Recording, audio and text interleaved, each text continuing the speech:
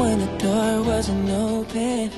Skrillex would probably never done a song with Bieber a year before, 2 years before. It's expensive, you know what I mean? It's like the sounds that are used are not cheap.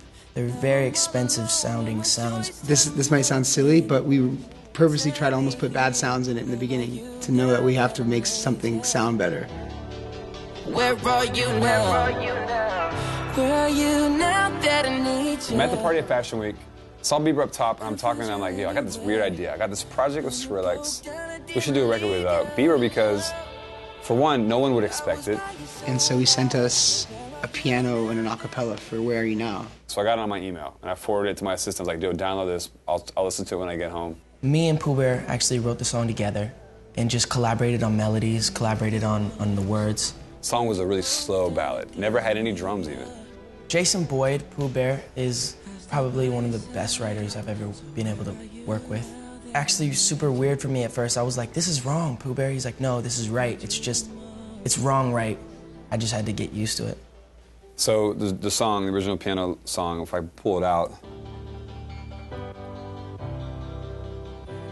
you hear like a dip, because it's like a sort of side chain on it. It goes halftime. And the loop is just this one simple. You kind of hear the beginning of the loop. It's like an end of a drum. It's like a little. I feel like you put that song and most people are gonna feel something from it. Maybe I'm sensitive or something, but it just did something. Beautiful. I can listen to that. When we listen to a song, what you want is to have an earworm that you can literally listen to for an hour, 2 hours in a row and not get bored of it. Now being 21 and going through some hardships, I think that you can hear that in my vocals. You can hear that through the emotion of my voice. The first thing we made with the song was literally just me playing with the vocals. This thing.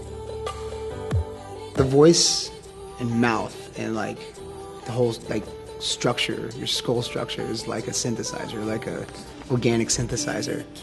You know, you have your vocal cords, which create a vibration, and it travels up through the rest of your face and hits the roof of your mouth and bounces off, and depending on how you open your mouth, and those are just changing and shifting the frequencies.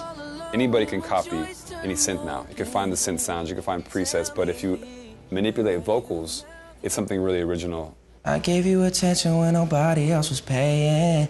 And then we'll go, all right, cut, let's get the next line.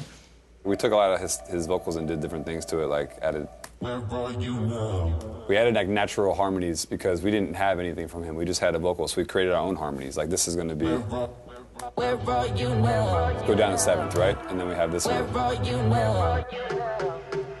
My favorite drum producer is Skrillex. People think his sounds are great, but he's one of the best drum mixers ever. So. I basically just, when I usually do MIDI, I just draw it in. So like,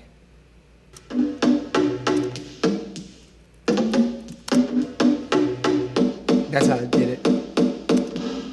The drop has an A and B part. The first part's simple. Kind of hip-hop bass. Second drop, second half of the first drop goes double time. Right? It's a little more up-tempo.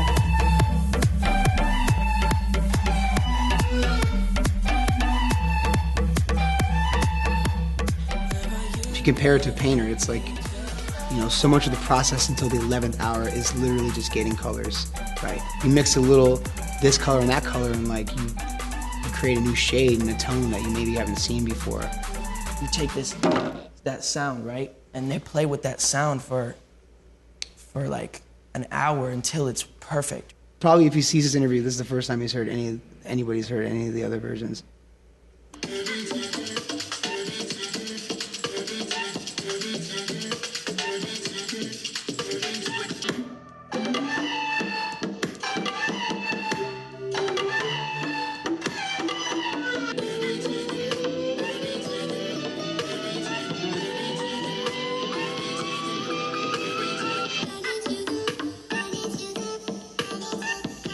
That's a cool version. This is still a work in process. This wasn't the version where we're like, this might be the one, or like that might be the thing. It was like processing stuff and then finding the right sounds and then like minimizing that at the end. It was always the key. It was always the goal, but it was like finding that one little thing, which was the dolphin singing.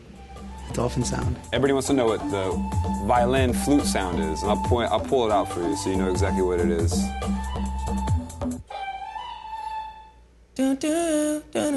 That's actually my vocal that they took and they messed with it. I'll play it for you totally clean. It's him, I cut out this piece. Need you the most. So it's like pitched way up, distorted, bounced, rebounced again, so it sounds worse almost.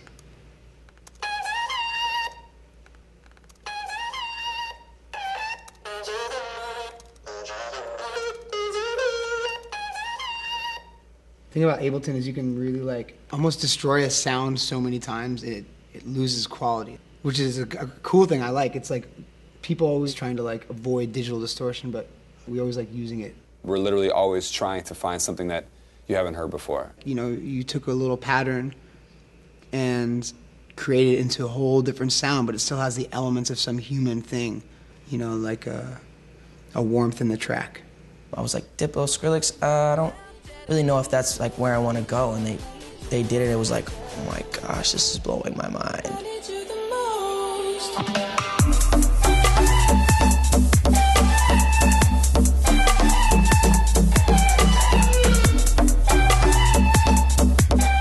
He's never been to clubs like a real person, you know, like a 21-year-old person. So I saw him that night and he came and performed the song live, the Cascade remix.